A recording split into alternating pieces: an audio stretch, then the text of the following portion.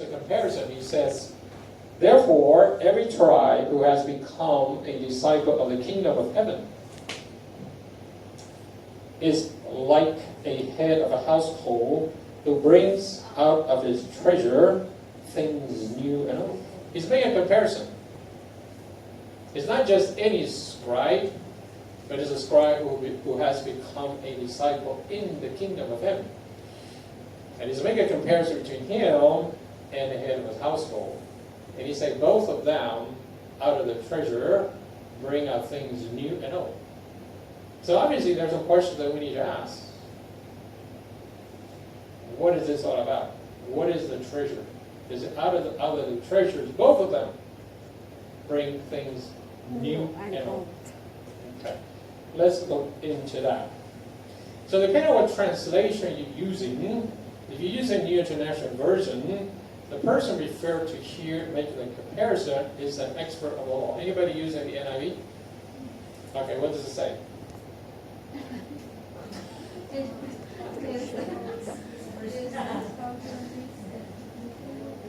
If you're using NIV, it says teacher of the law. It's making a comparison between a teacher of the law and the head of a household. If you use a New American Standard, it says scribe and the head of a household. Anybody use? NLT. What is that? Teacher of religious law. Right. Teacher of religious law, if you use it in the New Living Translation. So the word is scribe is the word scribe. Okay. And the scribe was an interpreter of Old Testament law. To say a teacher of religious law is not clear enough. Because you have to ask yourself what religious law you're talking about. We're talking about the Old Testament law. So the scribe was an expert. He understood, he knew the law of the Old Testament. Not only could he interpret, but he was also a teacher. Okay? This is a significant detail. So one thing I'd like to encourage you is that when you read the scriptures, pay attention to those details. Everything written in the scriptures has a meaning, has a reason why it is there. So the comparison is between a scribe, who is an interpreter and a teacher of Old Testament law, and the head of a household. Once again, both of them out of the treasures bring out things that are new and things that are old. So let's look forward into that comparison. So these scribes had, we can say, very specialized knowledge of the Old Testament. Some would even say maybe even obscure or hard to understand. And they will pass on this specialized knowledge to their apprentices. This is not a meaningless detail. You will know the importance of, because Jesus is not making a comparison between anybody and the head of a household. But he's making a comparison between an interpreter of the Old Testament law and a teacher of the Old Testament law. We'll come to that. Okay. Jesus is focusing on, the person that he's focusing on in this parable is the scribe, the expert on the Old Testament law. Okay. And he describes the scribe or the expert of law as a disciple. An expert of the Old Testament law who has become a disciple of the kingdom of heaven. So we ask ourselves, what is a disciple? You've heard that word many times. If someone were to ask you, what is a disciple?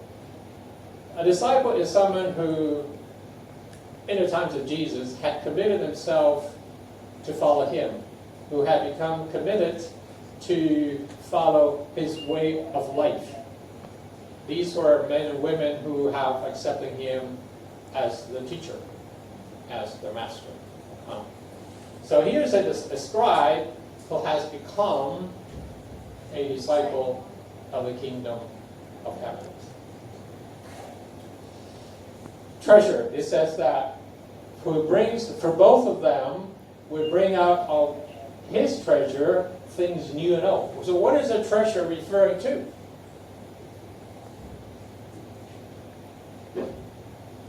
Let's think about that for a moment. what does the treasure refer to? Because Jesus, as I say, is making a comparison between a scribe who has become a disciple in the kingdom of heaven and the head of a household. Both of them, out of their treasure, bring out things you know. So what is this treasure? Let's look at that. And let's see if I have this on the slide. All right, I do. All right. So here in Matthew chapter, today I'm only referring to Matthew. So here in Matthew chapter 12, in verse 34 to 35, Jesus says the following. For the mouth speaks out of that which fills the heart. Verse 35, the good man brings out of his good treasure what is good. And the scribe and the head of household can bring out of their hearts, out of their treasure. They understand, they believe, they experience. It's not just a facts. That the law and the prophets reveal Jesus, and number two, that Jesus is a fulfillment of the law and the prophets.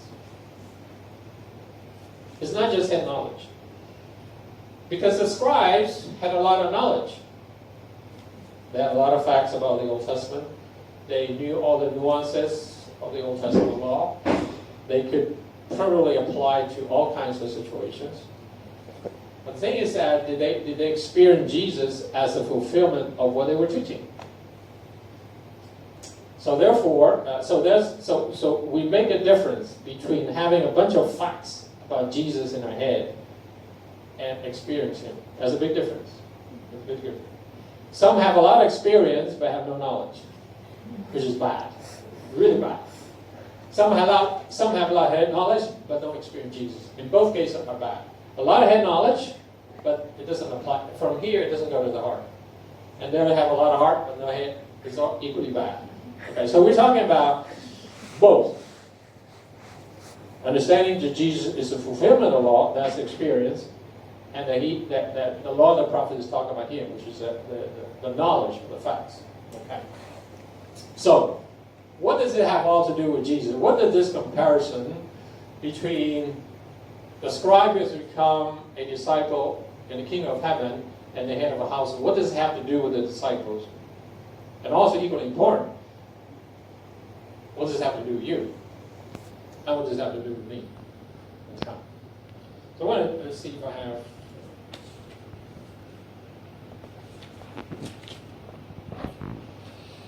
In Matthew chapter 10, verse 27, we hear these words from Jesus, or we read these words from Jesus. He said, "What I tell you in the darkness, speak in the light. And when you hear whisper in your ear, proclaim in the housetops." When you hear whisper in your ear, proclaim upon the housetops. Jesus is speaking to His disciples.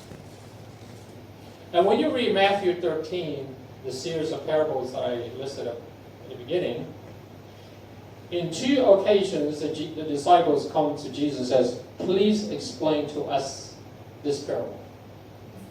The first parable that they ask Jesus for help in understanding is the parable of the sower. The second parable that they come to Jesus in prayer and ask Him, "Tell us this parable of the wheat and the tares."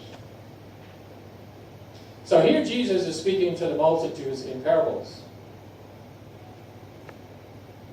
And then He interprets them to a small group of followers, His disciples. And before He gives all these parables in Matthew 13, He tells in chapter 12, "What I tell you, what I whisper to you," it's almost like what I tell you in private. What I tell you in private. Go and proclaim to the housetop. So while Jesus was still alive, He had already commissioned His disciples to go and tell others.